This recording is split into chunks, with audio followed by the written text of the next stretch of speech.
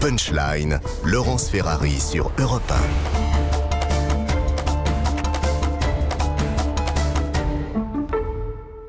Bonsoir à tous et bonsoir à toutes. Bienvenue ce soir dans Punchline sur CNews et sur Europe 1. L'adieu à la reine se poursuit. Beaucoup d'émotions tout à l'heure à Édimbourg, en Écosse, au passage du cercueil d'Élisabeth II qui se dirigeait vers la cathédrale Saint-Gilles. Le roi Charles III et la reine consort Camilla ont suivi le cortège à pied. Ils ont ensuite assisté à une célébration. Il y aura ce soir la veillée funèbre pour la famille royale. On se rendra en direct à Édimbourg et à Londres, rejoindre nos envoyés spéciaux Londres, où les choses s'organisent pour que le public puisse venir saluer sa reine à partir de demain, à partir de mercredi à Buckingham, jusqu'à 30 heures d'attente pour apercevoir le corps de la reine. On prendra aussi la direction de l'Ukraine, où l'armée a repris une vingtaine de villes aux forces d'occupation russes. On rejoindra sur place au téléphone le philosophe Bernard-Henri Lévy, qui est aux côtés des combattants ukrainiens. Mais tout cela, ce sera dans un instant, juste après le rappel des titres de 18h. Europe 1, Punchline, Laurence Ferrari.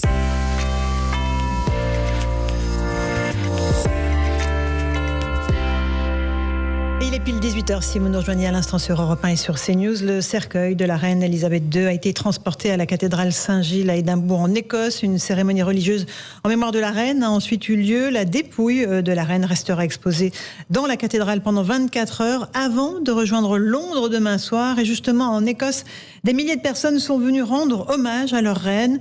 La foule n'a pas caché son émotion. Écoutez justement certains Écossais que nous avons rencontrés. Je pense que les habitants d'Édimbourg sont à la hauteur de l'événement et lui font les adieux qu'elle mérite. Et je pense qu'elle serait fière de son peuple. C'est très émouvant, c'est la seule reine que nous ayons connue et je pense que ce jour a montré tout le respect que le pays avait pour elle. C'était très émouvant aujourd'hui. Nous avons voyagé assez loin, nous sommes venus de Stirling pour venir rendre hommage à la reine et déposer quelques fleurs dans le jardin. Voilà, et le roi Charles III s'est pour la première fois adressé au Parlement britannique ce matin. Il assure vouloir suivre l'exemple de sa mère Elisabeth II et ressentir le poids de l'histoire. On l'écoute. Je suis particulièrement touché par ces condoléances présentées par la Chambre des Lords et la Chambre des communes, qui, je pense, ont su décrire parfaitement ce que représentait ma chère mère, la reine. La reine Elisabeth était une constante, un exemple à suivre. Alors que je me tiens présent aujourd'hui devant vous, je ne peux que ressentir le poids de l'histoire qui m'entoure.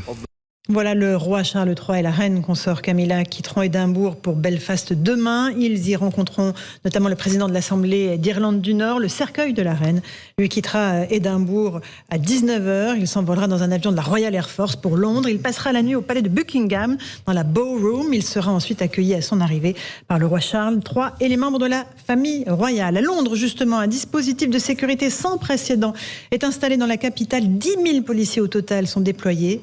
Lors des funérailles de la reine lundi prochain, un dispositif spécial sera également mis en place autour de Westminster Abbey. En France, le procès en appel des attentats de Charlie Hebdo et de l'Hypercacher s'est ouvert ce lundi à Paris. Plus de 7 ans et demi après les faits, Ali Riza Polat et Ammar Hamdani, deux soutiens présumés des auteurs des attentats, sont rejugés devant la cour d'assises spéciale. L'avocat de Charlie Hebdo, Maître Malka, s'est exprimé sur ces crimes politiques. On l'écoute. Ces crimes ont un sens.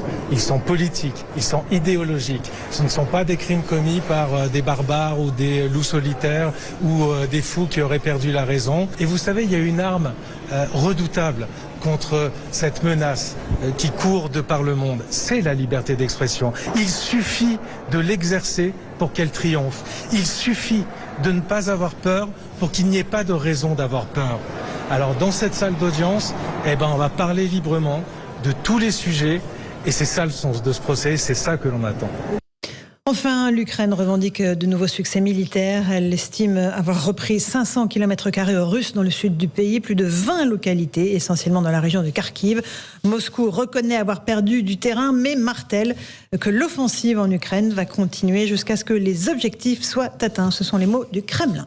Voilà pour les grandes lignes de l'actualité. On va en débattre ce soir avec Louis de Ragnel, chef du service politique d'Europe 1. Bonsoir Louis. Bonsoir Laurence. Eric Revel, journaliste et essayiste. Bonsoir à vous.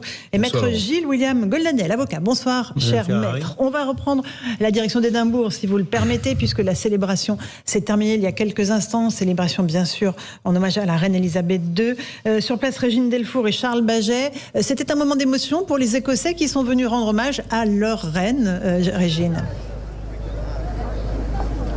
Oui, énormément d'émotions, Laurence, ici à Édimbourg depuis plusieurs heures. Ils sont arrivés même très tôt ce matin pour rendre hommage à leur reine, les Écossais, mais aussi des Anglais qui ne pourront pas assister aux funérailles le lundi prochain, le 19 septembre, puisqu'il y aura énormément de monde à Londres et ils voulaient apercevoir le cercueil de la reine, cette reine qu'ils aiment tant. Ils louent cette unité, sa loyauté, l'unité qu'elle a réussi à avoir dans le royaume et beaucoup m'ont dit en fait c'est un membre de ma famille que j'ai perdu, je viens de le réaliser en voyant le cercueil. Beaucoup de personnes me disaient qu'elles étaient très émues, notamment quand le cercueil est passé en procession et qu'ils étaient donc devant. Il y avait un silence qui régnait ici à Édimbourg après quelques applaudissements et là il y a énormément de gens qui sont en train de faire la queue pour pouvoir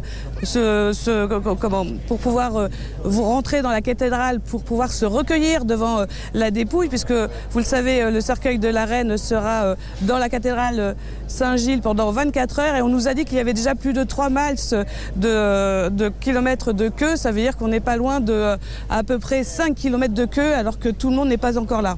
Merci beaucoup Régine Delfour et Charles Baget pour ces explications. Louis de Ragnel, avec ce cercueil qui trône au milieu de cette cathédrale Saint-Gilles, drapé du drapeau écossais, la couronne d'Écosse est posée sur ce cercueil.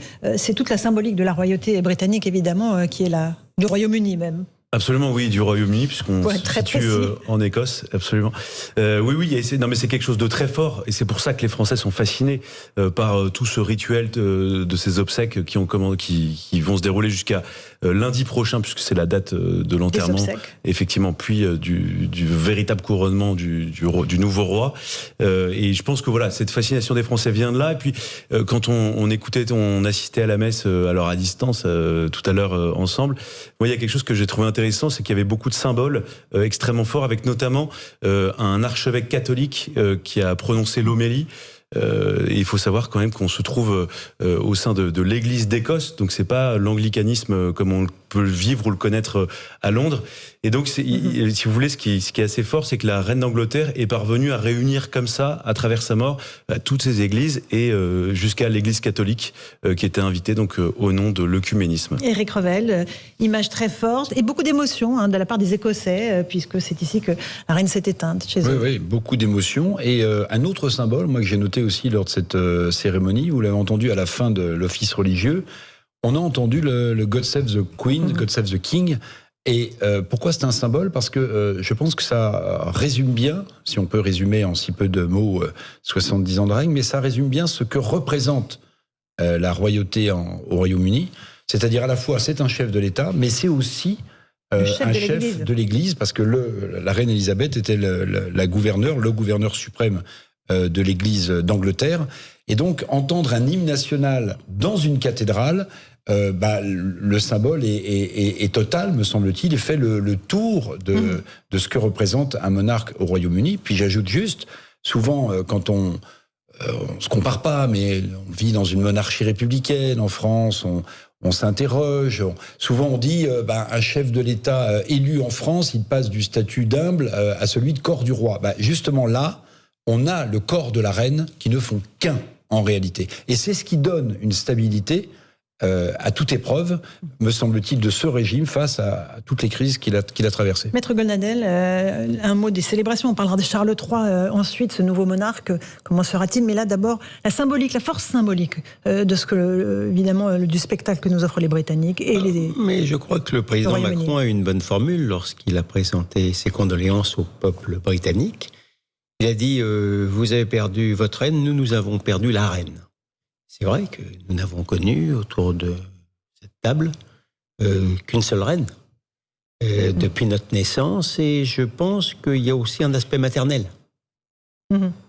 que sans doute peut-être inconscient, mais je pense que quelque part aussi on a perdu une sorte de mère, voilà. Mais pas seulement.